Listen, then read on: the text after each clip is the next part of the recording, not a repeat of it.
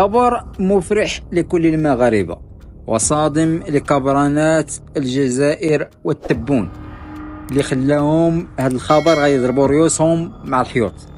ليبيا كتنضاف المجموعة ديال الدول اللي ولات كتأيد السيادة المغربية، وهذا الشيء كيبين تغيير المواقف بعض الدول لصالح المغرب.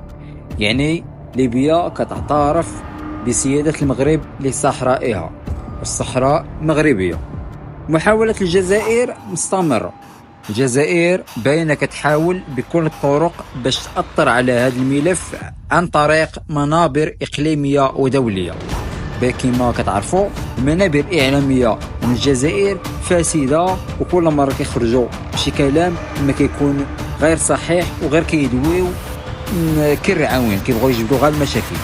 وهذا الشيء اللي كيخلي المغرب كيصدمهم غالبا بصلابة الموقف المغربي، ما كيديهاش فيهم واي حاجه في هذا الشيء ديال موضوع الصحراء.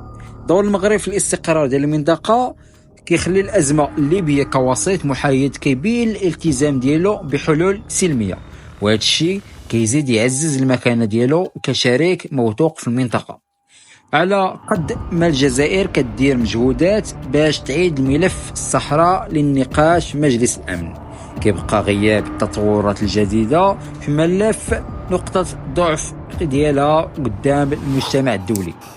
الشراكة القوية بين المغرب وفرنسا ودعم دول أخرى كيبين نجاح الدبلوماسية المغربية في إقناع دول وازنة بالوقوف مع الموقف ديالها، حيث الجزائر بقى مصرة تعكس على الموقف المغربي.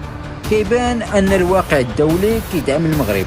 التطورات الأخيرة كتبرز نجاح الرباط في تكسب دعم دولي أكبر، وهذا الشيء كيقوي الموقف ديالها في ملف الصحراء المغربية.